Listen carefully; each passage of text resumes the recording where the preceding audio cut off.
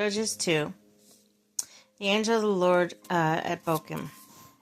The angel of the Lord went up from Gilgal to Bochim and said, I brought you out of Egypt and led you into the land I swore to give your ancestors.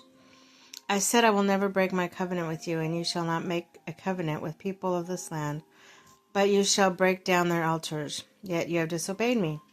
Why have you not done this?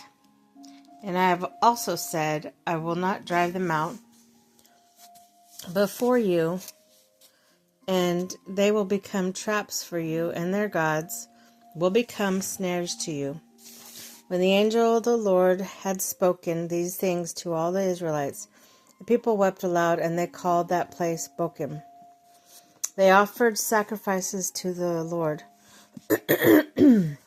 Okay. Disobedience and defeat.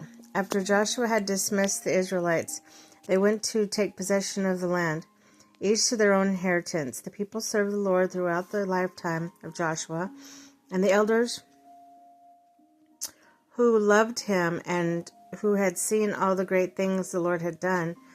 Joshua, son of Nun, the servant of the Lord, died at the age of 110, and they buried him in the land of his inheritance at Timnah-Heres, in the hill country of Ephraim, north of the Mount Gash. After that, the whole generation had been gathered to their ancestors. Another generation grew, and another who knew neither the Lord nor what he had done for Israel. Then the Israelites did evil in the eyes of the Lord and served the Baals. They forsook the Lord and gods of their ancestors who had brought them out of Egypt. They followed and worshipped various gods of people around them. They aroused the Lord's anger because they forsook him and served Baal and Ashtoreths. Okay. In this anger against Israel, the Lord gave them into the hands of raiders who plundered them. He sold them into the into the hands of their enemies all around, whom they were no longer able to resist. Whenever Israel went out to fight, the hand of the Lord was against them to defeat them, just as he had sworn to them. They were in great distress. Then the Lord raised up judges who saved them out of the hands of these raiders. Yet they would not listen to their judges, but prostituted themselves to other gods and worshipped them. They quickly turned away from the ways of their ancestors who had been obedient to the Lord's commands.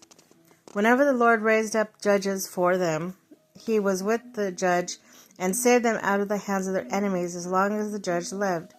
For the Lord relented because of their groanings under those who oppressed and afflicted them. But when the judge died, the people returned to the ways even more corrupt than worse than their ancestors, following other gods and serving and worshiping them.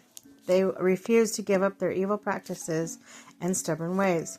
Therefore the Lord was very angry with Israel and said, because this nation has violated the covenant I ordained for their ancestors and has not listened to me, I will no longer drive out before them any of the nations Joshua left when he died.